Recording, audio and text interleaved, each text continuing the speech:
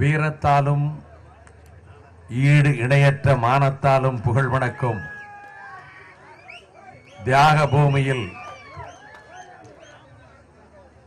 208 ஆண்டுகளுக்கு முன்னால் வெள்ளையரால் தூக்கிலிடப்பட்ட பாஞ்சாலங்குறிச்சி சிங்கம் மாமன்னர் வீரபாண்டிய கட்டபொம்மன் புகழஞ்சலி நிகழ்ச்சியினுடைய தலைவர் மறுமலர்ச்சி திராவிட முன்னேற்ற கழகத்தின் விருதுநகர் சட்டமன்ற உறுப்பினர், நம்பிக்கைக்கும் நாணயத்துக்கும் எடுத்துக்காட்டாக திகழ்கிற எனது ஆருயிர் சகோதரர் வரதராஜன் அவர்களே, கழகத்தின் துணை பொதுச் செயலாளர் ஆருயிர் சகோதரர் நாசரேத் துரை அவர்களே, தூத்துக்குடி மாவட்ட செயலாளர் எனது ஆருயிர் தம்பி வழக்கறிஞர் ஜோயல், சிவகாசி நாடாளுமன்ற உறுப்பினர்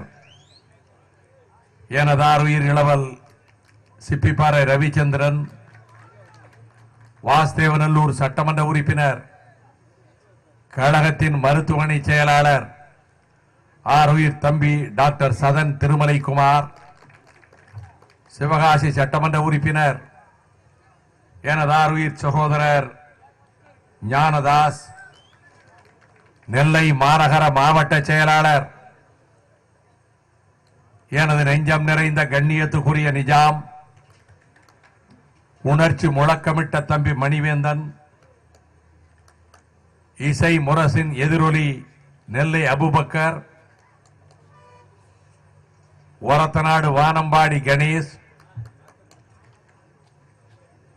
மாமன்னர் வீரபாண்டிய கட்டபொம்மனின் வழித்தோன்றல் பீமராஜா என்ற ஜெகவீரபாண்டிய சுப்பிரமணிய கட்டபொம்மதுரை, இங்கே உரையாற்றிய அன்புக்குரிய ராமகிருஷ்ணன், பசும்பொன் பரமசிவம், மலைராஜன், கோதண்டராமன், ராமன், நாகராஜன், ஈச்சனாரி மகாலிங்கம், இந்த நிகழ்ச்சி இவ்வளவு எழுச்சியோடும் சிறப்போடும் நடைபெறுவதற்கு சட்டமன்ற உறுப்பினர் வரதராஜன் அவர்களுக்கு வலதுகரமாக இருந்து பணியாற்றிய வீரபாண்டிய கட்டபொம்மன் நினைவு அறக்கட்டளையினுடைய நிறுவனரும் தலைவருமான எனது பாசத்துக்குரிய அருமை சகோதரர் KS குட்டி, அறக்கட்டளையினுடைய பொருளாளர் அன்புக்குரிய ST நல்லசாமி, தீர்மான குழு செயலாளர் அருமை சகோதரர் மோசர் சுந்தரம், வெளியீட்டு துணை செயலாளர் சொற்பொழிவாளர் மதுரை அலெக்சாண்டர், கடந்த பல நாட்களாக மகாநாடு போல இந்த நிகழ்ச்சி நடைபெறுவதற்கு நமது சட்டமன்ற உறுப்பினரும் மாவட்ட செயலாளரும் திட்டமிட்டதை எண்ணியாங்கு செய்து காட்டிய அருமை தம்பி ஒன்றிய பொறுப்பாளர் கணபதி பாண்டியன் மற்றும் மாவட்ட இளைஞரணி அமைப்பாளர் தம்பி விநாயகா ரமேஷ், இளைஞரணி வெயில்முத்து பாண்டியன், இளைஞரணி அழகர், கட்டபொம்ம முருகன், கயத்தார் பேரூர் கழக செயலாளர் செல்லத்துறை, முன்னாள் ஒன்றிய செயலாளர் கொம்பையா பாண்டியன், தீர்மான குழு உறுப்பினர் கயத்தார் கிருஷ்ணசாமி பாண்டியன், மாவட்ட ஊராட்சி துணைத் தலைவர் சகோதரர் மாவேல் ராஜ், சிவகாசி குமரேசன், நாமக்கல் வழக்கறிஞர் பழனிசாமி, தேர்தல் பணி துணை செயலாளர், அறக்கட்டளை கிருஷ்ணசாமி, தொகுப்புரை வழங்கிய தாயகம் செல்வராஜ், வழக்கறிஞர் கதிர்வேல் உள்ளிட்ட அன்பிற்குரியவர்களே, மேடையிலே அமர்ந்திருக்கின்ற முன்னணி தோழர்களே, பல்லாயிரக்கணக்கிலே திரண்டிருக்கின்ற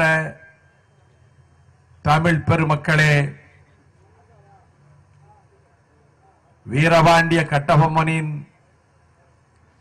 புகழை இதயத்திலே தேங்கி இன்றைய மாநாட்டு நிகழ்ச்சிக்கு பல்வேறு மாவட்டங்களிலே இருந்தும் நூற்றுக்கணக்கான கிராமங்களிலே இருந்தும் வருகை தந்திருக்கின்ற கட்டபொம்மன் வம்சாவளியினரும் கட்டபொம்மனுடைய புகழுக்கு அஞ்சலி செலுத்துவதற்கு வருகை தந்திருக்கக்கூடிய அன்பிற்குரியவர்களுமான அருமை சகோதரர்களே, சகோதரிகளே, ஜனநாயகத்தின் விழிகளாக நான் என்றும் மதிக்கிற பத்திரிகையாளர்களே, கழகத்தின் கண்மணிகளே, தொண்டர்படை தம்பிகளே, அனைவருக்கும் எனது சிரம் தாழ்ந்த வணக்கம். அக்டோபர் 16ஆம் நாள் தெற்கு சீமையினுடைய மறக்க முடியாத நாள். பாஞ்சாலங்குறிச்சி வீர சரித்திரத்தில் அக்டோபர் 16 அழியா புகழ் பெற்றிருக்கின்றது.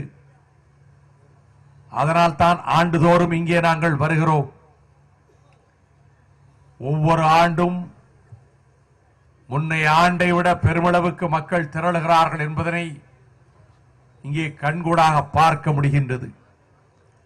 கடந்த ஆண்டு வந்திருந்த கூட்டத்தை விட இன்று பல மடங்கு பல்லாயிரக்கணக்கிலே இங்கே வருகை தந்திருக்கக்கூடிய உங்கள் அனைவருக்கும் நான் நன்றி தெரிவித்துக் கொள்கின்றேன்.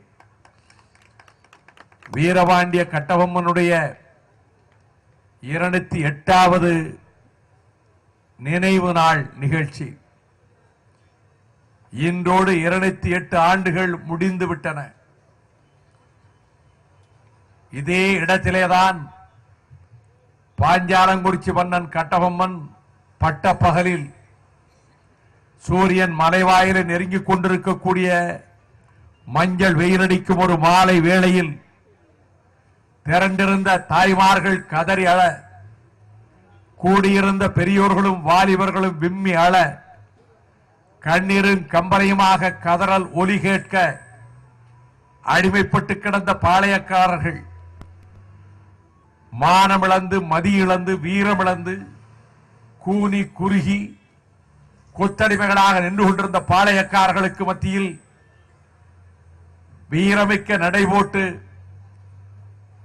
மரணத்தை மகிழ்ச்சியோடு ஏற்றுக்கொண்ட ஒரு மாவீரனுக்கு புகழஞ்சலி செலுத்த வேண்டியது நமது கடமை என்ற உணர்வோடுதான் இன்று கட்டபொம்மனுடைய நினைவு நாளை இங்கே நடத்தி கொண்டிருக்கின்றோம். இங்கே கட்சியினுடைய கொடிகளை கட்டக்கூடாது என்று நான் நம்முடைய வரதராஜன் அவர்களிடமும் மாவட்ட செயலாளர் அவர்களிடமும் சொன்னேன். அந்த பகுதியில் வீரபாண்டிய கட்டபொம்மனுடைய கம்பீரமான இந்த திருவுருவச் சிலை நாட்டின் மதிப்பு வாய்ந்த தலைவர் சஞ்சீவ ரெட்டி அவர்களும் தியாக சுடர் பெருந்தலைவர் காமராஜர் அவர்களும் உலகிலேயே ஈடு இணையற்ற கலை குறிசில் நடிகர் திலகம் உருவாக்கிய சிலையை திறந்து வைத்தார்கள். எனவே இந்த இடத்திலே கட்சி கொடி கட்டாமல் இன்னும் இந்த மேடையிலே கூட கழகத்தினுடைய கொடிகளை ஏற்றாமல் இந்த நிகழ்ச்சியை ஒரு கடமை உணர்வோடு நாம் நடத்தி கொண்டிருக்கின்றோம். லட்சியத்துக்காக யாரெல்லாம் உயிர்களை தருவதற்கு முன்வருகிறார்களோ அவர்களை நெஞ்சிலே பூஜிக்கின்ற உணர்வு கொண்டிருக்கக்கூடிய நான் அந்த அடிப்படையிலே தான் கட்டபொம்மனுடைய புகழுக்கு அஞ்சலி செலுத்துவதற்காக நான் இங்கே வந்திருக்கின்றேன். இந்திய நாட்டினுடைய விடுதலை போராட்ட வரலாற்றில் தென்னாடு செய்த தியாகத்துக்கு ஈடாக அதிலும் வெள்ளையரை எதிர்த்து முதலாக வாளேந்தி வீர சமர் புரிந்து ரத்தம் சிந்தியவர்கள் இமய முதல் குமரி வரை பறந்து கிடக்கக்கூடிய இந்திய உபகண்டத்தில் தமிழகத்தில் அதிலும் தென்கோடி பகுதியிலேதான் முதலாக இந்த சரித்திரத்தை தீட்டினார்கள் என்பதை மறந்துவிடக் கூடாது. இந்த நாட்டினுடைய விடுதலை வரலாற்றிலே அதற்குத்தான் முக்கியத்துவம் கொடுக்கப்பட வேண்டும். எப்படி வரலாறு என்றால் உலகிலேயே மூத்த குடி தமிழ் குடி, உலகினுடைய பிராதனமான இனம் தமிழ் இனம் என்று சொல்கிறோம். அதை போல இன்றைக்கு இருக்கக்கூடிய அமைந்திருக்கக்கூடிய இந்திய உபகண்டத்தினுடைய விடுதலைக்கும் ரத்தம் சிந்தியவர்கள் இந்த தென்னாட்டிலேதான். இங்கேதான் நெல்கட்டஞ்சவலில் மாமன்னர் பூலித்தேவர் அவர்கள் வெள்ளையர் படைகளை சிதற அடித்து எவராலும் ஜெயிக்க முடியாது என்று சொல்லிக் கொண்டிருந்த பிரிட்டிஷ் தளபதிகளின் படைகளை புறமுதுகிட்டு ஓடச் செய்து எவராலும் தோற்கடிக்கப்பட முடியாத மன்னராக வாழ்ந்தவர் நெல்கட்டஞ்சவல் மன்னர் பூலித்தேவர் அவர்கள். இதை நான் குறிப்பிட காரணம், பல ஆண்டுகளுக்கு முன்னால் இந்த நாட்டில் தெற்கு சீமையில்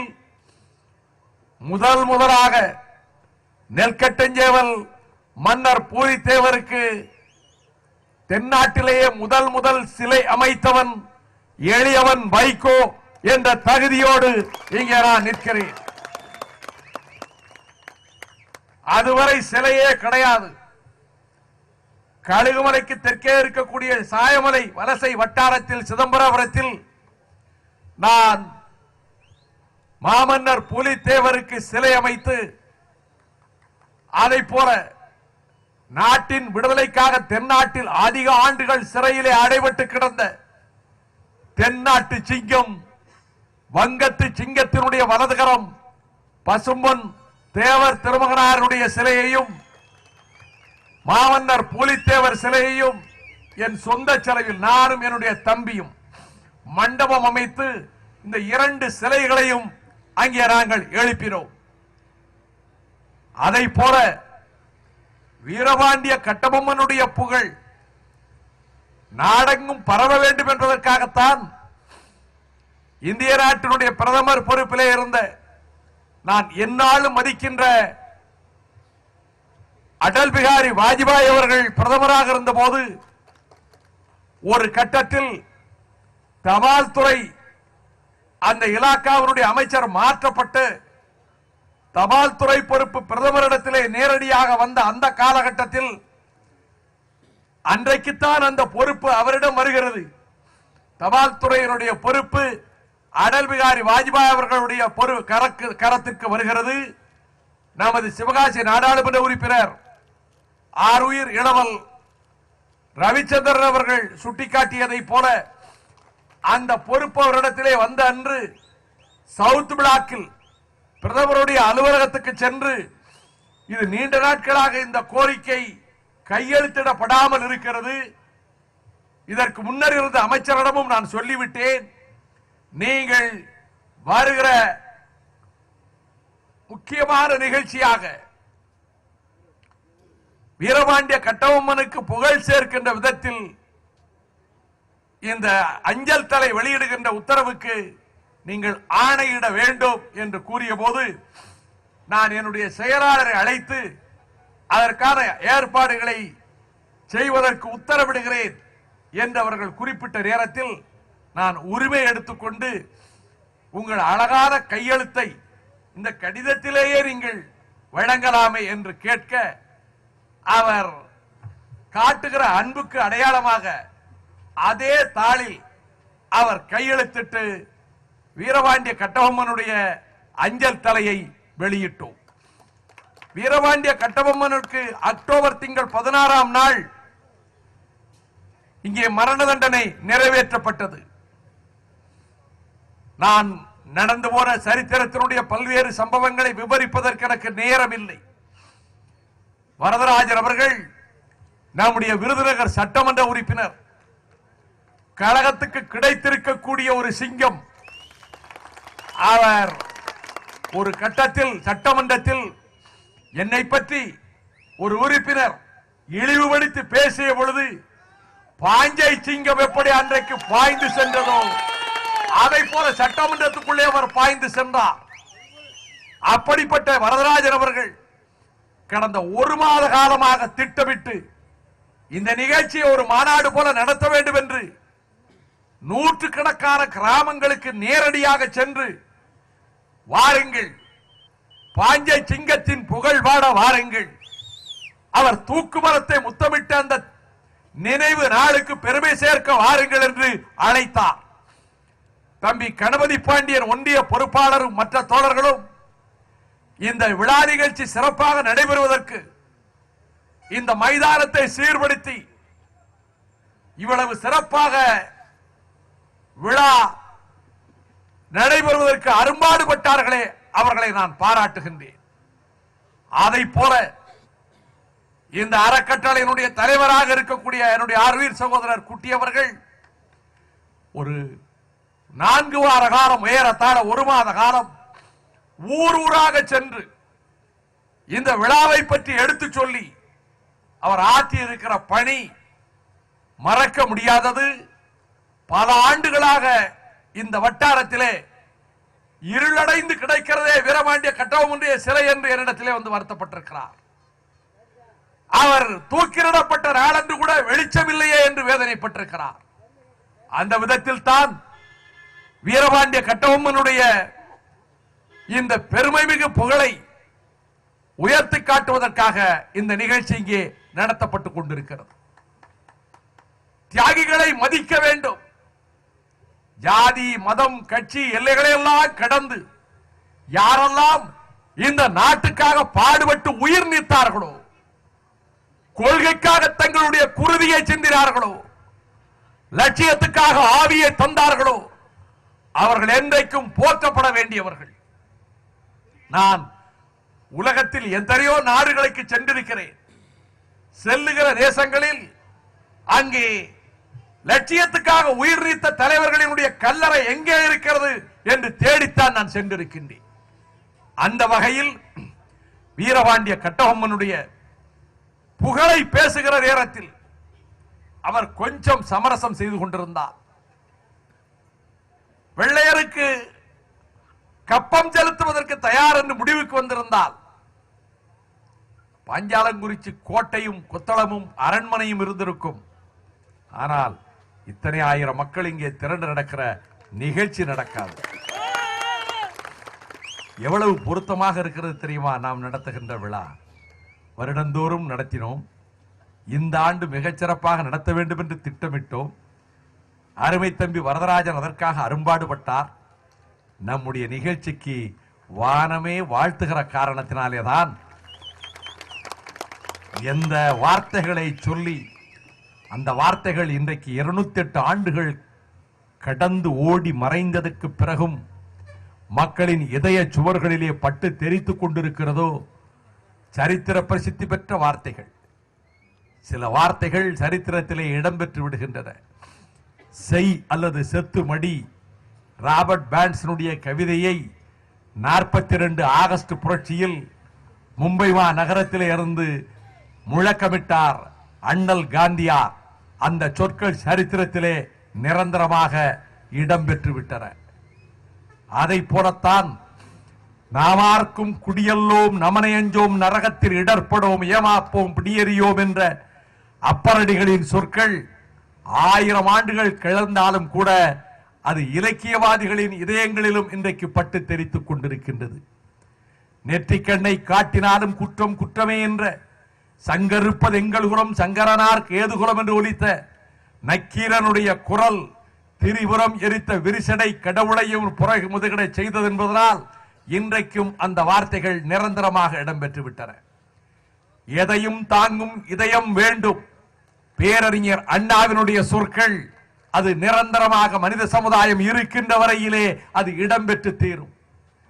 பிதாவே இவர்களை மன்னித்து விடும், இவர்கள் செய்வது என்ன என்பதை அறியாமலே செய்கிறார்கள் என்று கொல்கதாவிலே கல்வாரியிலே சிலுவையிலே ரத்தம் வழிந்தோடி கொண்டிருந்த நிலையிலும் தனது 2 பக்கத்திலும் 2 கள்வர்களை சிலுவையிலே அறைந்து அவரை இழிவுபடுத்தி உதாசீனப்படுத்தி அவரது ஆடைகளை வஸ்திரங்களை கிழித்து ஈரப்படுத்திய வேளையிலும் சொன்ன சொற்கள் அது சரித்திரத்தின் பக்கங்களிலே சாகா வரம் பெற்ற சிரஞ்சீவி சொற்களாக அப்படியே நிலைத்து விட்டன.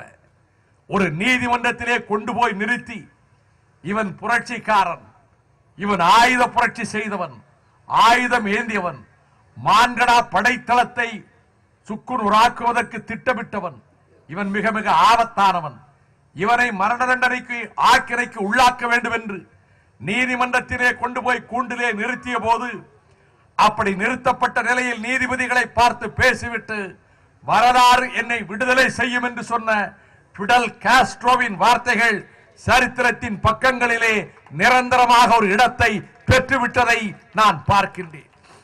அதை போலவே தமிழ் ஈழம் புலிகளின் தாயகம், தமிழீழ தாயகம் புலிகளின் தாகம், இந்த சொற்கள் தமிழரின் வரலாற்றில் மட்டுமல்ல, தரணியின் தேசிய இன விடுதலை வரலாற்றிலும் நிரந்தரமாக இடம்பெற்றுவிடும். அதை போலத்தான் பாஞ்சாலங்குறிச்சி மன்னன் கட்டபொம்மன் சொன்ன வார்த்தைகளும் சரித்திரத்திலே அழியாத புகழ் பெற்ற வார்த்தைகள். வானம் பொழிகிறது, பூமி விளைகிறது, மன்னவன் காணிக்க ஏதுக்கடா. இந்த வார்த்தைகளை வைகோ சொல்ல வேண்டிய அவசியமில்லாமல், ரவிச்சந்திரன் பேச வேண்டிய அவசியமில்லாமல், வரதராஜன் நினைவுபடுத்த வேண்டிய அவசியமில்லாமல், இங்கே பேசிய பேச்சாளர்கள் பேசுவதற்கு அவசியமில்லாமல், இன்றைக்கு வானத்திலே திரண்டு வந்த மேகங்கள் இப்படித்தான் 208 ஆண்டுகளுக்கு முன்னாலே, 210 ஆண்டுகளுக்கு முன்னாலே சொன்னான் பாஞ்சாலங்குறிச்சி கட்டபொம்மன். வானம் பொழிகிறது, பூமி விளைகிறது, மன்னவன் காணிக்க ஏதுக்கடா என்று சொன்னான். நாங்களும் பொழிந்து விட்டு செல்லுகிறோம் என்று வானத்து மேகங்கள் இன்றைக்கு சாயங்காலத்திலே வந்து இங்கே மழையை பொழிந்து விட்டு போயிருக்கின்ற காட்சியை பார்க்கிறேன். தொலைபேசியில் தம்பி ராஜேந்திரன் கவலையோடு கேட்கிறார் சட்டமன்ற உறுப்பினர் வரதராஜனிடம், அங்கே நிலைமை எப்படி என்று கேட்கிறார். வருத்தத்தோடு பதட்டத்தோடு சொல்லுகிறார் வரதராஜன், மழை பெய்கிறது, பெருங்காற்று வீசுகிறது, நாம் சிறுக சிறுக சேர்த்து கஷ்டப்பட்டு வைத்த விளம்பர போர்டுகள் எல்லாம் சுழற்காட்டிலே அடிபட்டு கீழே விழுந்து நொறுங்கி போய்விட்டன, பேனர்கள் எல்லாம் கிழிந்து விட்டன. மிக கஷ்டப்பட்டு திடலை தயார் செய்தோம் மைதானத்தை. இன்றைக்கு மைதானத்திலே தண்ணீர் கட்டி கிடக்கிறது, நிகழ்ச்சி எப்படி நடக்குமோ என்று கவலையோடு இருக்கிறேன் என்று வரதராஜன் அவர்கள் சொன்னார்கள். ஆகவே மழை பெய்த நேரத்தில் தொடர்ந்து மழை பெய்யுமானால் இவ்வளவு கஷ்டப்பட்டு நடத்துகிற நிகழ்ச்சி அது தடையாக போய்விடுமே என்று அவர் கவலைப்பட்டார். பெய்ய வேண்டிய நேரத்திலே மழை பெய்தது. மழை பெய்ததற்கு பிறகு வானமும் வீரபாண்டிய கட்டபொம்மனுக்கு வாழ்த்து சொல்லுகின்ற விதத்திலே மழையை பொழிந்துவிட்டு சற்று ஓய்வெடுத்துக் கொண்டிருக்கின்றது. ஆகவேதான் இந்த இடத்திலே நிறுத்தப்பட்ட கட்டபொம்மனை நான் நினைத்து பார்க்கிறேன். அவரை கைது செய்வதற்கு கலியாப்பூர் காட்டிலே அவர் மறைந்திருந்த அந்த பாழடைந்த மண்டலத்துக்குள்ளே புதுக்கோட்டை ராஜாவினுடைய வீரர்களும் எட்டயபுரத்து பாளையக்கார சிப்பாய்களும் வெள்ளையர்களின் படையின் துணையோடு அவர்கள் கலியாப்பூர் காட்டில் திருக்களம்பூர் பகுதியில் புதுக்கோட்டை சமஸ்தான எல்லைக்குள் வீரபாண்டிய கட்டபொம்மனையும் அவருடைய வீரத்தம்பி ஊமைத்துறையையும் அதே போல் கெடுவட்டூர் நாயக்கர் உள்ளிட்ட 7 பேரையும் சுற்றி வளைத்துக் கொண்ட நேரத்தில் திடீரென்று எண்ணெய் முழுக்காடி நல்ல நீண்ட நாட்களுக்கு பிறகு நல்ல உணவும் கொடுத்து அவர்கள் சற்று ஓய்வெடுத்துக் கொண்டிருந்த நேரத்தில் திடீரென்று சுற்றி சூழ்ந்து கொண்டு ஆயுதங்களோடு படை வீரர்கள் சூழ்ந்து கொண்ட நேரத்தில் தன்னைத்தானே மாய்த்துக் கொள்வதற்கு வீரபாண்டிய கட்டபொம்மன் முயன்றார் என்று வெள்ளை பரங்கியன் எழுதி வைத்திருக்கிறார். வெள்ளைக்கார படைப்பிரிவினுடைய தளபதி எழுதி வைத்திருக்கிறார், ஆங்கிலத்தில் எழுதி வைத்திருக்கிறார்.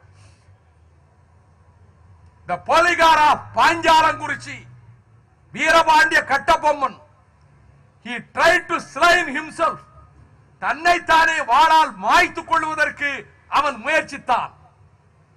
தன்னைத்தானே மாய்த்துக் கொள்வதற்கு வெள்ளையர் கையிலே பிடிபடுவதற்கு அவன் விரும்பவில்லை.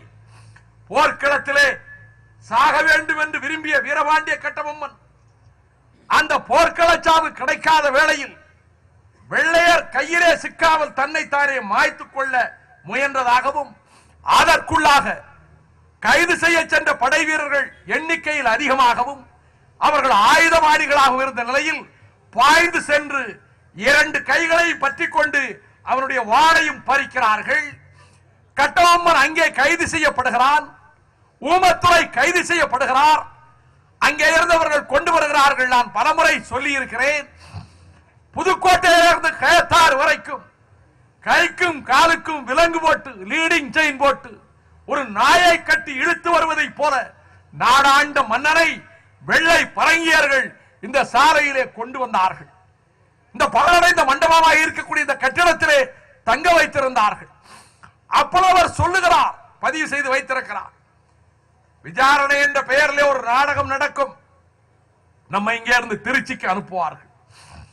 திருச்சியிலே மேலதிகாரிகள் இருக்கிறார்கள். நம் பக்கம் தவறு ஏதும் இல்லை, நியாயம் கிடைக்கும், அங்கே வாதாடலாம் என்று முதல் நாள் இரவிலே தம்பி ஊமத்துறை இடத்திலே வீரபாண்டிய கட்டபொம்மன் பேசுகிறார். எதற்காக பாஞ்சாலங்குறிச்சி கோட்டையை விட்டு வெளியேறினார்?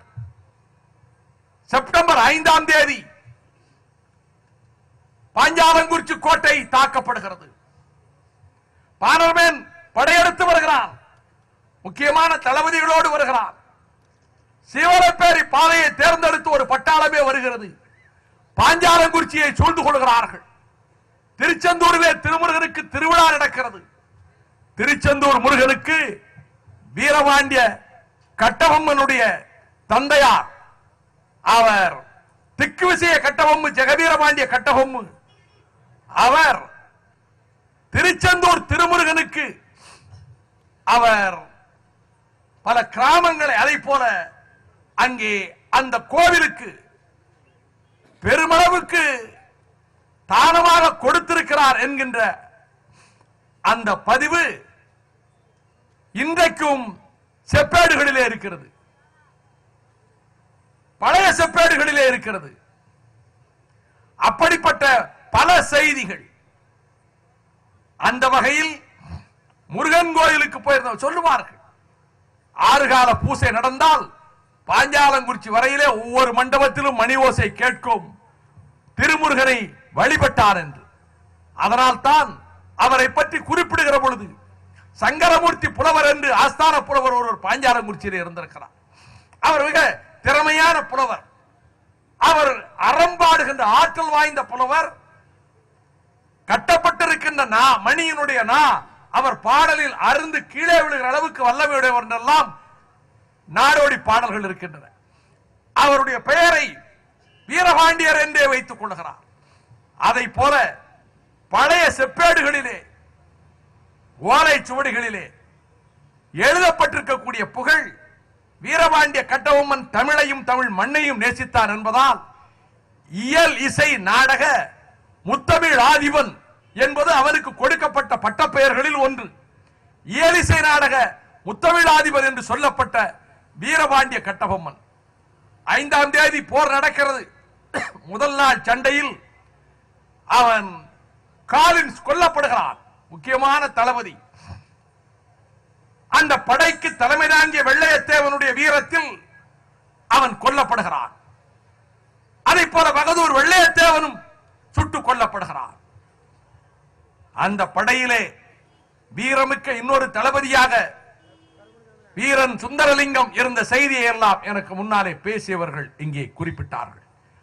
அத்தனை சமூகங்களை சேர்ந்தவர்களையும் அந்த வேறுபாடுகள் இன்றைக்கு கிடையாது, ஒன்று சேர்த்துக் கொண்டு போர்க்களத்துக்கு போனவன். ஆக ஏராளமான பீரங்கிகளை கொண்டு கோட்டையை தகர்க்கிற காரணத்தால் பல வீரர்கள் மடிந்த நிலையில் மறுநாள் 6ஆம் தேதியும் யுத்தம் நடக்கிறது, 7ஆம் தேதி யுத்தம் நடக்கிறது. ஒரு பக்கத்து கோட்டை தகர்கிறது.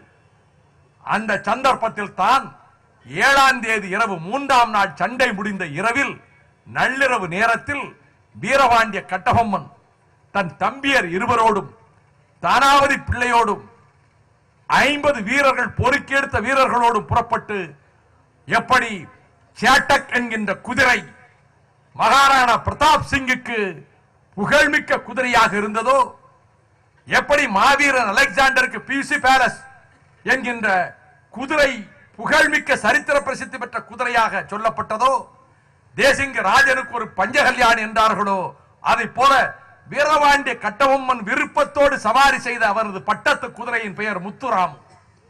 அழகான குதிரை. அது நினைத்த நேரத்தில் நினைத்த இடத்துக்கு செல்லக்கூடிய ஆற்றல் வாய்ந்தது. அந்த முத்துராமு என்கின்ற குதிரையில் ஏறித்தான் வீரபாண்டிய கட்டபொம்மனும் அவன் தம்பிமாரும் மற்றவர்களும் ராத்திரி நள்ளிரவில 7ஆம் தேதி இரவு பாஞ்சாலங்குறிச்சி கோட்டை விட்டு போகிற போது தன் பட்டத்தரசி பெண்கள் மற்றவர்களிடத்தில் நான் திருச்சிக்கு செல்கிறேன், திருச்சிக்கு சென்று இந்த யுத்தம் அக்கிரமமான யுத்தம் என்று நம்பக்கத்தின் நியாயத்தை பிரிட்டிஷ் கம்பெனி மேலதிகாரியிடம் நான் எடுத்து சொல்லுகிறேன், சொல்லிவிட்டு நான் திரும்பி வருகிறேன், நிலைமை மாறும், அதுவரை இருங்கள் என்று சொல்லிவிட்டு அந்த ராத்திரியிலே அவர் புறப்பட்டு செல்கிறார். சென்று கோலார்பட்டியிலே போய் தங்குகிறார். அரண்மனையிலே கோலார்பட்டி ராஜகோபால் நாயக்க மன்னருடைய அரண்மனையிலே தங்குகிறார்.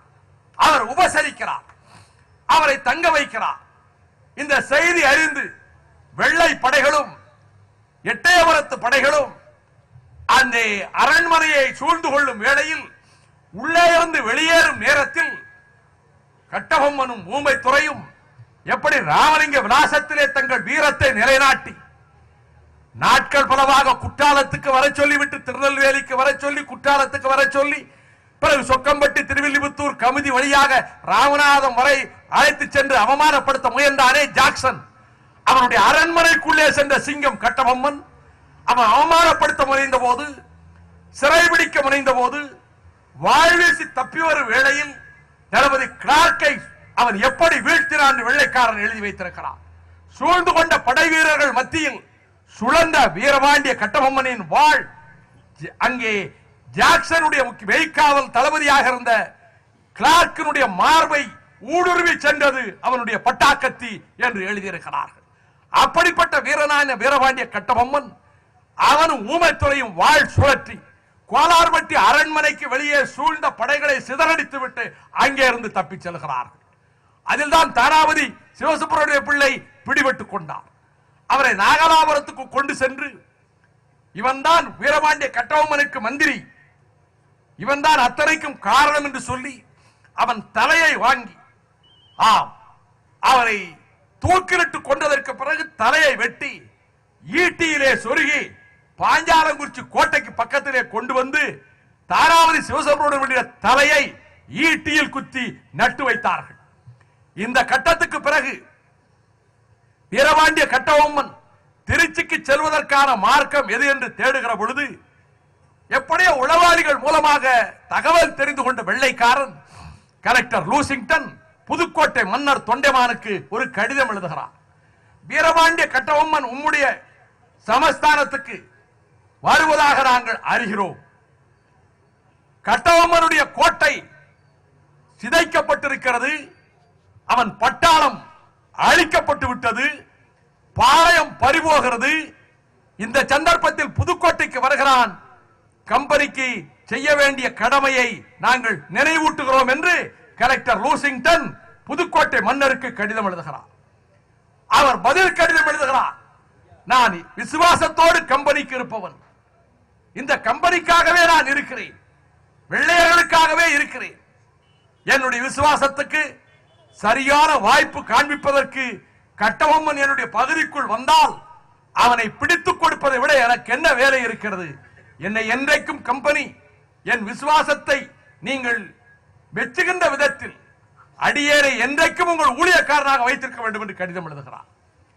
அதற்கு பிறகு இரண்டாவது கடிதம் போகிறது, மூன்றாவது கடிதம். அதில் தான் கலியாப்பூர் காட்டில் நான் வீரபாண்டிய கட்டபொம்மனை கைது செய்து வைத்திருக்கிறேன், கட்டபொம்மனை வைத்திருப்பது எவ்வளவு ஆபத்தான காரியம் என்று உங்களுக்கு தெரியும், ஒவ்வொரு நாளும் அவனை வைத்திருப்பது யமனை கையிலே வைத்திருப்பதை போல என்ற விதத்திலே கடிதம் எழுதுகிறான்.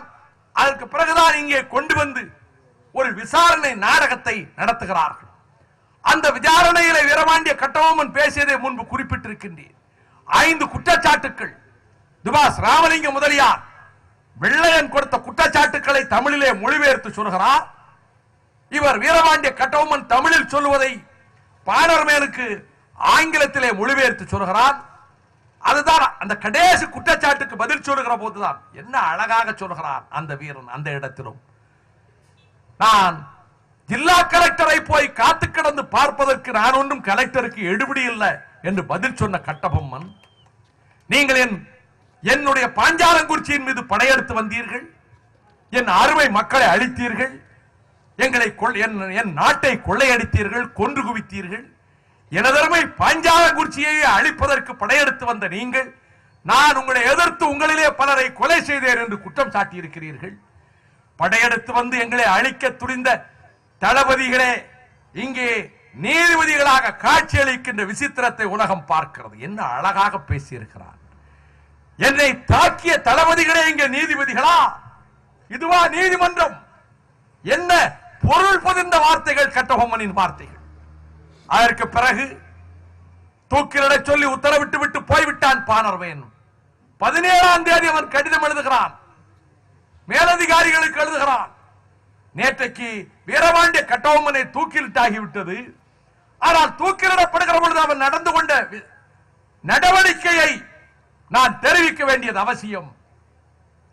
அவன் ஒவ்வொரு அடியும் எடுத்து வைத்து சென்ற அந்த ஆணித்தரமான போக்கு, அழுத்தமாக அடி எடுத்து வைத்த போக்கு, வலது பக்கத்திலும் இடது பக்கத்திலும் இருந்த பாளையக்காரர்கள் மீது அவன் வீசிய ஏளன பார்வை, இவையெல்லாம் எப்படிப்பட்ட வீர உணர்ச்சி இங்கே இருக்கிறது என்பதை நாம் சிந்திக்க வேண்டும் என்று அவன் எழுதி வைத்திருக்கிறான். அதிலேதான் கடைசியாக ஓ முருக கடவுளே என்று குரலிட்டவாறு அவன் தூக்கு கயிற்றை தானாகவே கழுத்திலே மாட்டிக்கொண்டதாக அந்த சரித்திரம் சொல்லுகிறது. தம்பி ஊமத்துறையை பார்க்க வேண்டும் என்று துடிக்கிறான். நான் போர்க்களத்தை விட்டு வெளியே வந்தேன், போர்க்களத்திலேயே மடிந்திருக்க வேண்டும். இந்த நிகழ்ச்சிகளை திரைப்படமாக தயாரித்த நடிகர் திலகம் அவர்கள் இந்த இடத்துக்கே வந்து, எப்படி 10 கமாண்ட்மெண்ட்ஸ் படத்தை 10 கட்டளைகள் படத்தை தயாரித்த சிசில் பி டிவில்லி எகிப்துக்கே சென்று எந்த இடத்திலே 10 கட்டளைகளினுடைய பழைய ஏற்பாட்டு செய்திகள் இருக்கிறதோ பைபிளிலே, அந்த இடங்களுக்கே சென்றவன் படத்தை தயாரித்தானோ, அதை போல பாஞ்சாலங்குறிச்சிக்கு நேரடியாக வந்து இதோ இந்த மேடையிலே அமர்ந்திருக்கக்கூடிய வீரபாண்டிய கட்டபொம்மனுடைய நேரடி வாரிசு பீமராஜா அவர்களுடைய பெரியப்பா அவர்களை, சுப்பிரமணியத்துறை அவர்களை சந்தித்து அவரிடத்திலே ஆசி பெற்ற அந்த புகைப்படத்தை இடத்திலே காண்பித்தார்கள். அவரிடத்திலே ஆசி பெற்று வீர சக்கமதேவி கோயிலுக்குள்ளே சக்கதேவியினுடைய ஆலயத்துக்கு சென்று சக்கதேவியை வழிபட்டு அந்த பாஞ்சாலங்குறிச்சி மண்ணை தண்ணிலே எடுத்து தண்ணீரில் கரைத்து சிறிது அந்த மண்ணையும் நடிகர் திலகம் சிவாஜி அவர்கள் மண் கரைத்த அந்த கரைசலை கொஞ்சம் பருகிவிட்டு அதற்கு பிறகுதான் அவர் படப்பிடிப்புக்கு தயாரானார் என்ற செய்தியையும் அந்த புகைப்படத்தையும் காண்பித்தார்கள். பக்கத்திலே நிற்பது யார் அடையாளம் தெரியவில்லையே, கருகரு என்று இந்த அடர்ந்த மீசையோடு இருக்கிறார், இவர் யார் என்று கேட்டேன். அவர்தான் சிலம்பு செல்வர் மாப்போசி, அவர் நடிகர் திலகத்துக்கு பக்கத்திலே நிற்கிறார் என்று குறிப்பிட்டார்கள். அதைவிட வீரபாண்டிய கட்டபொம்மனுடைய மரணத்துக்கு பிறகு, அவர் கொல்லப்பட்டதற்கு பிறகு அந்த வம்சத்தினரை கொண்டு போய் திருச்சி சிறையிலே அடைத்திருந்த வேளையில் வீரபாண்டிய கட்டபொம்மனுடைய வாரிசு என்று கம்பெனி செல்வம் என்ற ஒரு பெயருடைய ஒரு வீர மகனை நான் அந்த ஆவணத்தை இப்பொழுது பார்த்தேன். திருச்சி சிறையிலே வைத்திருக்கிறார்கள். கம்பெனி செல்வம் என்ற பெயருடைய அந்த வீரபாண்டிய கட்டபொம்மனுடைய மகனை, அந்த வாரிசை, அவருக்கு பிள்ளைகள் இல்லை என்பதுதான் இதுவரை செய்தி. ஆனால் அங்கே அவருடைய வாரிசாக இவர்தான் வாரிசு கம்பெனி செல்வம். இவர் இறந்து 1 வருடம் ஆகிறது. ஆகவே வீரபாண்டிய கட்டபொம்மனுடைய பேரனாக தளவாய் குமாரசாமி துரைக்கு நாங்கள் இந்த உரிமையை வழங்குகிறோம் என்று 1872ஆம் வருடம் அக்டோபர் மாதம் 5ஆம் தேதி அன்றைக்கு இருந்த பிரிட்டிஷ் அரசாங்கத்திலே அவர்கள் தந்திருக்கக்கூடிய அந்த உத்தரவு முத்திரையை பதிப்பித்து பின்னாளிலே தளவாய் குமாரசாமி துரையினுடைய நேரடி பெயர்தான் இந்த மேடையிலே உட்கார்ந்திருக்கின்ற பீமராஜா என்ற ஜெகவீரபாண்டிய சுப்பிரமணிய கட்டபொம்மத்துறை என்பது. ஆக கட்டபொம்மனுடைய வம்சாவளியிலே வந்த ஒரு வீர திருமகன் தான். இன்றைக்கு வறுமையும் வசதியற்ற நிலைமையும் இருந்தாலும் கூட இந்த மண்ணின் உரிமைக்காக போராடிய ஒரு மாமன்னர் வாரிசு என்பதனால் தான் அவர் விருப்பப்படி, அவருடைய ஆசைப்படி வழக்கம் போல நான் உங்களுக்கு தலைப்பாகை கட்டிவிட வேண்டும் என்றவர் கூறிய போது, தலைப்பாகை என்பது அந்த மஞ்சள் வண்ண பட்டு துண்டிலே தலைப்பாகை கட்டுவது ஏதோ தலையிலே கிரீடம் தரிக்கின்ற எண்ணத்திலே நான் கட்டவில்லை. இப்படித்தானே தலைப்பாகைகளை கட்டிக்கொண்டு வாளேந்தி சமருக்கு சென்றிருப்பார்கள், போருக்கு போயிருப்பார்கள், யுத்தத்துக்கு போயிருப்பார்கள். அவர் விருப்பத்தை நிறைவேற்றுவோம் என்றுதான் நான் அந்த தலைப்பாகையை கட்டிக்கொண்டேன். ஆகவே இந்த நிகழ்ச்சியிலே அவர் குறிப்பிட்டதை போல பாஞ்சாலங்குறிச்சி வீர சரித்திரம் 1799 அக்டோபர் 16 முடிந்து விடவில்லை. ஊமைத்துறை அதற்கு பிறகு சிறையில் அடைக்கப்படுகிறார். சிறையை உடைத்து வெளியே வருகிறார். விறகு கட்டுகளை கொண்டு வருகின்ற வீரப்படை புரட்சி வீரர்கள் விறகு கட்டுகளை கொண்டு பாளையங்கோட்டை ஜெயிலுக்குள்ளே நுழைய சிறைச்சாலைக்குள்ளே தயாராக இருக்கின்ற ஊமைத்துறை விறகு கட்டுகளுக்குள்ளே ஆயுதங்கள், கட்டாரிகள் உள்ளே போனவுடனே சிறை காவலர்களை அடித்து வீழ்த்தி ஊமைத்துறையை சிறையிலிருந்து விடுவித்து அங்கிருந்து அவர்கள் தப்பி வருகிறார்கள். இது சரித்திரம், கற்பனை அல்ல. வெள்ளைக்காரன் சிறையை உடைத்து வெளியேறிய சம்பவம் எங்காவது வடநாட்டில் இருக்கிறதா? இங்கேதான் தென்னாட்டிலே அந்த சிறையை உடைத்துக் கொண்டு ஊமைத்துறை வெளியே வருகிறார். அந்த வெள்ள நாட்டு மறவர் கூட்டம் அவருக்கு துணையாக இருந்து 7 போர்க்களங்களிலே பிரிட்டிஷ் படைகளை சிதறடித்து எண்ணி 7 நாட்களில் மீண்டும் கருப்பட்டியும் பதநீரும் பயன்படுத்தி பீரங்கிக்கு ஈடு கொடுக்கின்ற எக்கு கோட்டையை பாஞ்சாலங்குறிச்சி வீரபூமியிலே எழுப்பி காட்டிய வீரன் தான் ஊமைத்துறை என்பதை நான் இங்கே எண்ணி பார்க்கிறேன். பல போர்க்களங்கள் அங்கே பாஞ்சாலங்குறிச்சிக்கு வந்து கோட்டையை கட்டி வெள்ளைக்காரன் மிரண்டு போய்விட்டார். உடைந்த கோட்டை எழுந்து விட்டதா? அழிக்கப்பட்ட இடத்திலே மீண்டும் கோட்டையா? கோட்டை கட்டியது மட்டுமல்ல, படையெடுத்து தூத்துக்குடிக்கு போனார் ஊமைத்துறை. பாஞ்சாலங்குறிச்சியில இருந்து தூத்துக்குடிக்கு போனார், படையோடு போனார். வெள்ளையர் பட்டாளத்தை தாக்கினார். வெள்ளையர் பட்டாளத்தை தாக்கி அழித்து தோற்கடித்து வெள்ளையரை கைது செய்து கொண்டு வந்து பாஞ்சாலங்குறிச்சிக்கு கோட்டை கொண்டு வந்தார். இவையெல்லாம் சரித்திரத்திலே ஆதாரத்தோடு நான் பேசுகிறேன்.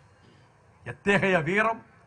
1857 சிப்பாய் கழகம் என்று அழைக்கப்படுகிற முதல் சுதந்திர போராட்டம் என்று சொல்கிறார்களே, அதற்கு 57 ஆண்டுகளுக்கு முன்னாலே தூத்துக்குடியில இருந்து வெள்ளையரை கைது செய்து கொண்டு வருகிறார், பாஞ்சாலங்குறிச்சிக்கு கொண்டு வருகிறார். கைது செய்யப்பட்ட அந்த வெள்ளை படையிலே கைது செய்யப்பட்ட முக்கியமானவன் பெயர் பக்கெட்டுத்துறை. பக்கெட்டுத்துறையை கைது செய்து கொண்டு வந்து பாஞ்சாலங்குறிச்சியில் வைத்திருக்கிறார். இதுக்கு பிறகுதான் நீங்கள் கேட்க வேண்டும், மனிதாபிமானம் மிக்க ஒரு உள்ளம், மனித நேயத்தின் சிகரம் ஊமைத்துறை என்பதற்கு ஒரு நிகழ்ச்சியை சொல்ல விரும்புகின்றேன். பக்கெட்டுத்துறையினுடைய மனைவி மேரி வினோலா தன் கணவரை பாஞ்சாலங்குறிச்சி ஊமைத்துறை கைது செய்து கொண்டு போயிருக்கிறார் என்று கேள்விப்படுகிறார். உடனே வெள்ளையர்களை போய் அணுகுகிறார். வெள்ளை சிப்பாய்கள் மீதம் இருப்பவர்களை போய் அணுகுகிறார். நாம் பாஞ்சாலங்குறிச்சிக்கு போக வேண்டும், என் கணவரை மீட்க வேண்டும். கண்டதுண்டமாக வெட்டி போடுவான் ஊமைத்துறை. நாங்கள் உயிர் தப்பி பிழைத்ததே பெருங்காரியம், ஊமைத்துறையாவது போய் பார்ப்பதாவது இதெல்லாம் நடக்கிற காரியமா? உனக்கு அறிவு கெட்டு போய் விட்டதா என்று சொல்லுகிறார்கள். தூத்துக்குடியிலிருந்து பாஞ்சாலங்குறிச்சிக்கு நடந்தே வருகிறாள் மேரி வினோலா. இதெல்லாம் ஹிஸ்டரியில் இருக்கு, வரலாறுல இருக்கு. அந்த வெள்ளைக்கார பெண்மணி தன் கணவன் உயிரை காப்பதற்காக தூத்துக்குடியிலிருந்து பாஞ்சாலங்குறிச்சிக்கு நடந்தே வருகிறாள் மேரி வினோலா. பாஞ்சாலங்குறிச்சி கோட்டைக்கு முன்னாலே வந்து ஒரு காலை நேரத்தில் நிற்கிறாள். கோட்டை கதவு மூடப்பட்டிருக்கிறது, காவல் வீரர்கள் நிற்கிறார்கள். அவள் சைகையாலே இந்த மக்களுக்கு புரிய வேண்டும் அல்லவா, கண்ணீர் விட்டு அழுது கொண்டு மன்னரை பார்க்க வேண்டும், ஊமைத்துறையை பார்க்க வேண்டும் என்று அழுகிறாள். சாடை போட்டு சொல்லுகிறாள். இந்த சம்பவத்தை ஊமைத்துறையிடம் போய் சொல்லுகிறாள். ஒரு வெள்ளைக்கார மாது வெளியே நிற்கிறாள், அழுகிறாள். அவள் பேச்சு, அவள் போடுகிற சாடையை பார்த்தால் சாமியை பார்க்க வேண்டும், ஊமைத்துறை சாமியை பார்க்க வேண்டும், மன்னரை பார்க்க வேண்டும் என்றவள் ஆசைப்படுவதாக தெரிகிறது. அதுதான் அவள் விருப்பமாக தெரிகிறது என்றவுடன் ஊமைத்துறை சொல்லுகிறார், அந்த பெண்ணை உள்ளே அழைத்து வாருங்கள் என்கிறார். அழைத்து வருகிறார்கள். ஆங்கிலத்தை மொழிபெயர்த்து பேசுகிற நபர்கள் இங்கும் இருக்கிறார்கள். வந்த நோக்கத்தை விசாரிக்கிற பொழுது பக்கெட் துறையின் மனைவிதான் மேரி வினோதா. என் கணவனை விடுவிக்க வேண்டும், அவரை நீங்கள் உயிரோடு என்னிடத்திலே மீட்டு தர வேண்டும் என்று அழுகிறாள். நாற்காலி போட்டு உட்கார சொல்கிறார். வெள்ளைக்கார எழுதி வச்சிருக்கார். மேரி வினோதாவை ஒரு நாற்காலியில் உட்கார சொல்கிறார் ஊமத்துறை. கைதியாக அடைத்து வைக்கப்பட்டிருக்கின்ற பக்கெட் துறை அங்கிருந்து விடுவிக்கப்பட்டு கொண்டு வரப்படுகிறான். அவன் வந்து தர்பார் காட்சியை பார்த்து திக்பரமே அடைகிறான், திகைத்து போகிறான். எதிர்பார்க்கவே இல்லை. அங்கே ஒரு நாற்காலியில் அவன் மனைவி இவனை பார்த்தவுடன் எழுந்து ஓடி வருகிறான். ஆனந்த கண்ணீரோடு வருகிறாள். கைகளில் விலங்கு இல்லை. பக்கெட் துறையினுடைய கைகளிலே சுதந்திர மனிதனாக வருகிறார். பக்கெட் துறைக்கு ஒரு நாற்காலியை போட சொல்கிறார் ஊமத்துறை. பக்கெட் துறைக்கு ஒரு நாற்காலியை போடுகிறார்கள். அவள் கையெடுத்து கும்பிடுகிறாள் ஊமத்துறையை பார்த்து. எங்களை பாதுகாப்பாக விடுவித்து அனுப்பி விட்டு விடுங்கள். அவர்களுக்கு தேவையான பொருள்கள் அனைத்தும் கொடுத்து நினைவாக ஒரு பட்டு பீதாம்பரத்தை மேரி வினோலா கையிலே கொடுத்து போகிற வழியிலே பாதுகாப்புக்கு 4 காவலர்களை அனுப்பி வைத்து பத்திரமாக போய் தூத்துக்குடியிலே கொண்டு போய் விட்டு வாருங்கள் என்று பக்கெட் துறையும் வினோலாவும் லண்டனுக்கே போய்விட்டார்கள். எப்படிப்பட்ட மனிதநேயம்! வெள்ளைக்கார அதிகாரிகள் எழுதுகிறார்கள், ஊமத்துறையினுடைய மனிதநேயம் எவரும் எதிர்பார்க்க முடியாதது என்று. அதுபோலத்தான் செத்து கிடந்த வெள்ளை தளபதிகளினுடைய பிரேதங்களை கொண்டு போய் அடக்கம் செய்வதற்கு முறையாக கல்லறைகளை கட்டி அடக்கம் செய்வதற்கு ஏற்பாடு செய்தவர்தான் வீரபாண்டிய கட்டபொம்மனும் ஊமைத்துறையும் என்பதை நான் எண்ணி பார்க்கிறேன். பொதுமக்களுடைய உணர்வு எப்படி இருந்தது தெரியுமா? இன்றைக்கு நான் எண்ணி பார்க்கிறேன், அன்றைக்குள்ள நிகழ்ச்சியையும் பார்க்கிறேன். சகோதரர்களே, லட்சியத்துக்காக நாட்டுக்காக உயிர் துறந்தவர்களை மறந்து விடுவோமானால் சமுதாயம் சீரழிந்து போகும். கட்சியெல்லாம் இதெல்லாம் ஒன்றும் கிடையாது. இதுல நாட்டுக்காக பாடுபட்டவர்கள் எவராக இருப்பினும் அவர்களை போற்றினால் வளர்கிற இளைய தலைமுறையிடம் உறுதியும் உண்மையும் மண்ணின் மீது விசுவாசமும் பொதுநல நோக்கும் அந்த லட்சியத்துக்காக உயிர்களை கொடுக்கின்ற வீர உணர்ச்சியும் ஏற்படும். அதைத்தானே ஒவ்வொரு நாட்டிலும் புராணங்களை, இதிகாசங்களை, இலக்கியங்களை, சரித்திரங்களை எல்லாம் சொல்லுவது அந்த உணர்வுகள் வளர வேண்டும் என்பதற்காகத்தான். நான் ஒரே ஒரு காட்சியை சொல்லுகிறேன் சகோதரர்களே. பகத்சிங்கினுடைய பிறந்த நாள் அன்று அப்பொழுது முதலமைச்சராக இருந்த இன்றைய முதலமைச்சர் பிரகாஷ் சிங் பாதல் அவர் பிறந்த ஊருக்கு என்னை அழைத்துக் கொண்டு போனார். கட்கர்கலான் என்கிற ஊருக்கு. எனது ஆர்வீரண்ணன் கண்ணப்பன் அவர்கள் மரபுசாரா எரிசக்தி துறை அமைச்சர். பகத்சிங் பிறந்த ஊருக்கு சூரிய வெப்பத்திலே இருந்து தயாரிக்கிற மின்சாரத்துக்கு அந்த திட்டத்துக்கு அண்ணன் கண்டப்பன் அனுமதி கொடுத்திருந்தார். ஆகவே அதை தொடங்கி வைப்பதற்காக என்னையும் அந்த அமைச்சர் அழைத்திருந்தார். முதலமைச்சர் பகத்சிங் பிறந்த ஊருக்கு போனோம். பகத்சிங் பிறந்த ஊருக்கு சென்று அங்கே இருந்து திரும்ப என்னை பகத்சிங்கினுடைய கல்லறைகள் நினைவகம் இருக்கக்கூடிய பாகிஸ்தான் நாட்டு எல்லைக்கு அழைத்துக் கொண்டு சென்றார். பாகிஸ்தான் பார்டர்ல தான் இருக்கு. பகத்சிங், சுகதேவ், ராஜகுரு இந்த 3 பேருக்கு ஒரு நினைவாலயம் வைத்திருக்கிறார்கள். பகத்சிங் தாயாரின் கல்லறையும் அங்கே இருக்கிறது. சொன்னால் அது ஆச்சரியப்படுவீர்கள். நான் அங்கே புறப்பட்டு போகிற அந்த கிட்டத்தட்ட ஒரு 200 கிலோமீட்டர் தொலைவும் லட்சக்கணக்கான மக்கள் அந்த நினைவு நாளில் பகத்சிங் இருக்கிற இடத்துக்கு வந்து கொண்டே இருக்கிறார்கள். என்ன உணர்ச்சி பஞ்சாபில்! எத்தகைய வீர உணர்ச்சி! என்றோ மடிந்தான் பகத்சிங். அந்த மாவீரனை மதிக்கக்கூடிய அந்த மண்ணை பார்த்தேன்.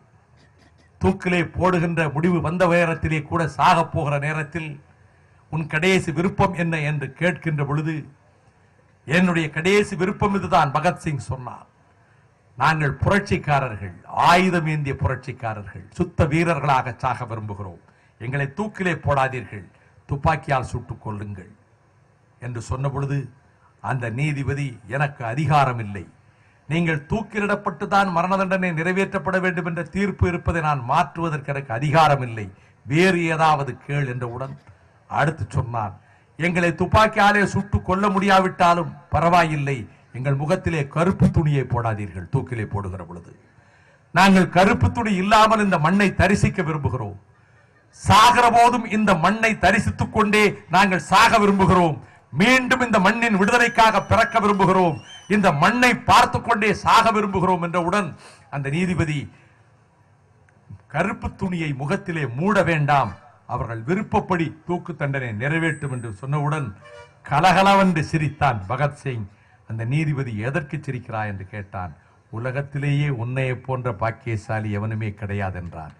அவன் திகைத்து போய் நானா பாக்கியசாலி என்றார்.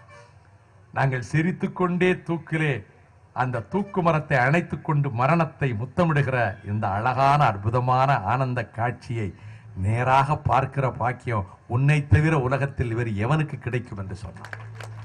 அந்த பகத்சிங்கினுடைய நினைவு நாளுக்கு போகிற போது லட்சக்கணக்கான மக்கள் பஞ்சாபில், நான் இப்படி காட்சியை எங்கேயும் பார்த்ததே இல்லை.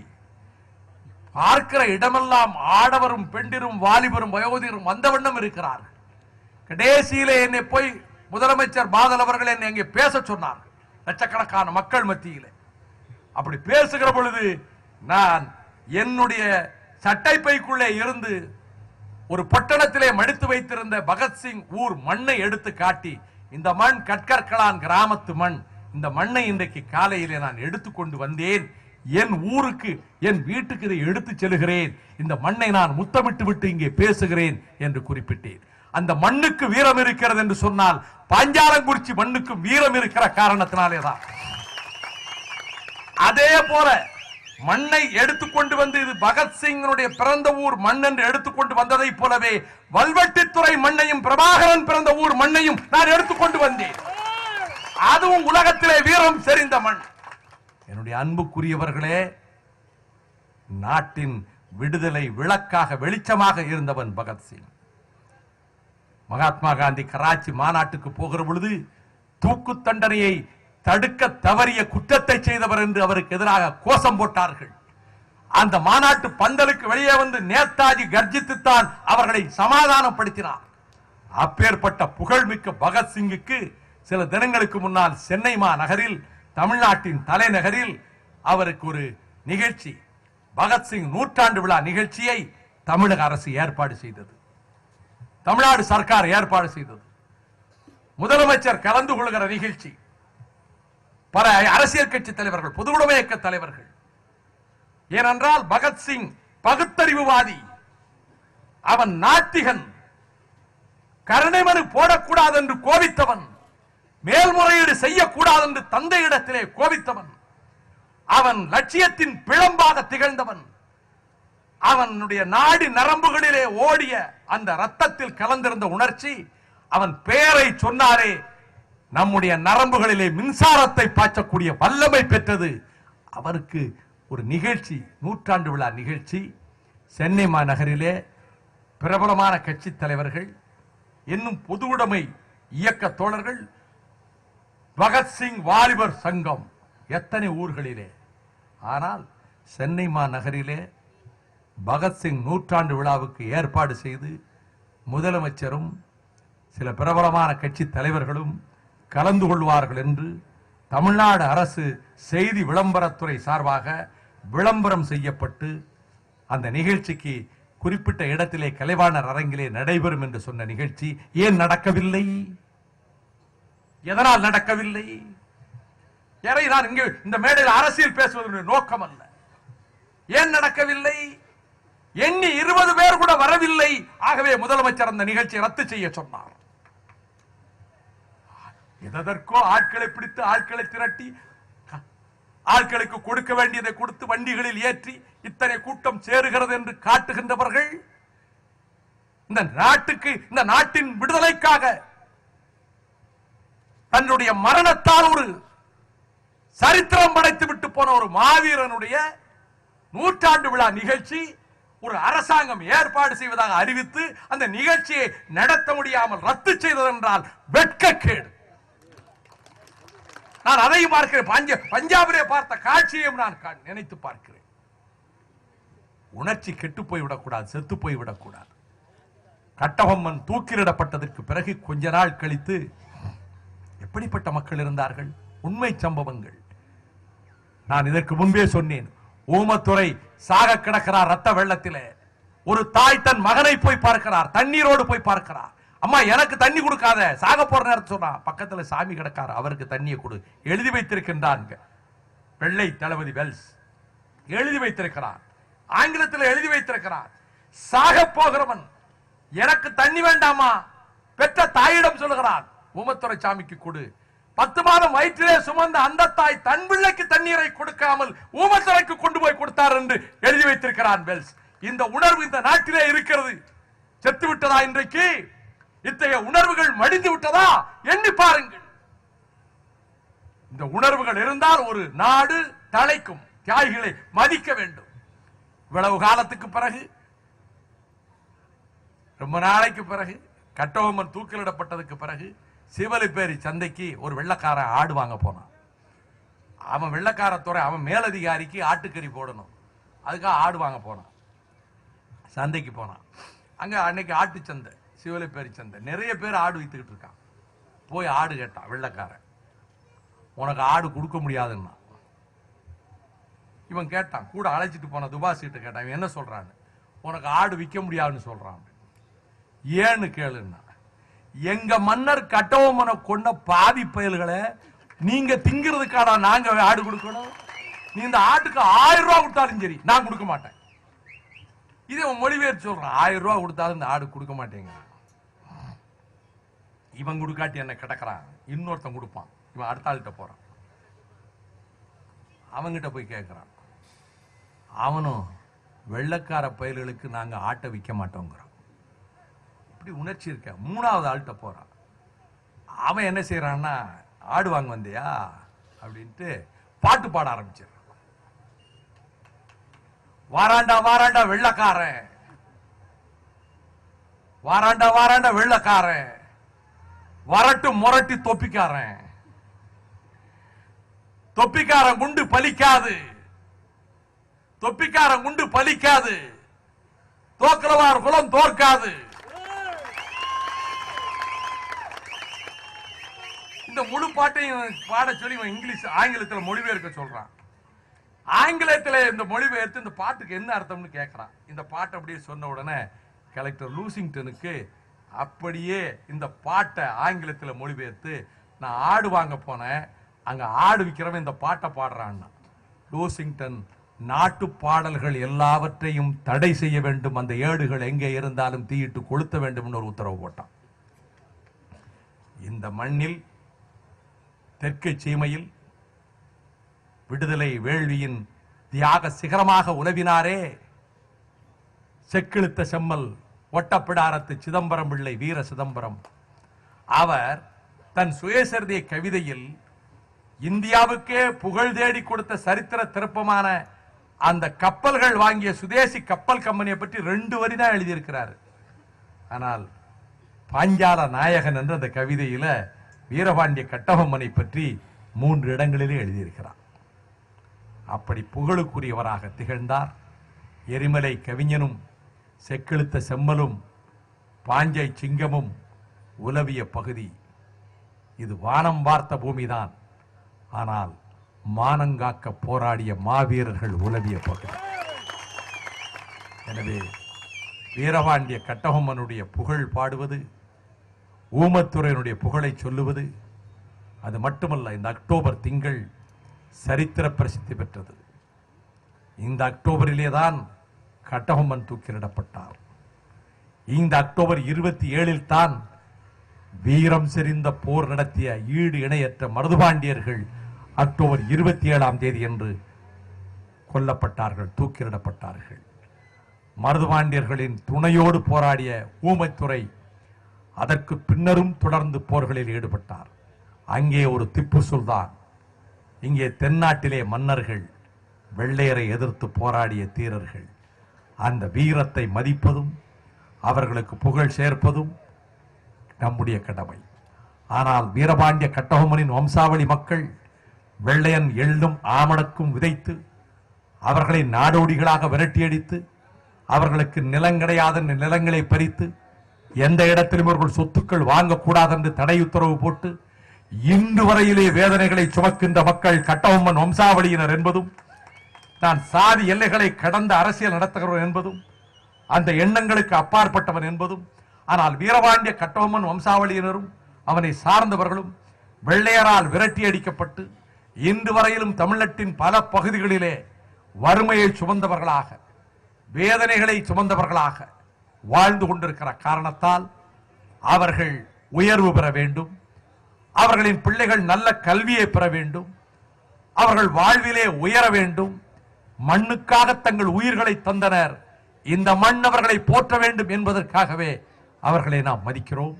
அந்த வகையில் புறக்கணிக்கப்பட்டவர்களாக இருக்கிறோமே என்று நினைக்கின்ற வேளையிலே அருமை சகோதரர் வரதராஜன் அவர்களை தகுதியின் அடிப்படையிலே கட்சியிலே அவர் உழைத்திருக்கிறார்.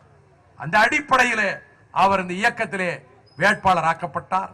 அனைத்து இந்திய அண்ணா திராவிட முன்னேற்ற கழகமும் மறுமலர்ச்சி திராவிட முன்னேற்ற கழகம் அமைத்த அந்த கூட்டணியில் அவர் வெற்றி பெற்றார். சட்டமன்றம் சென்றார்.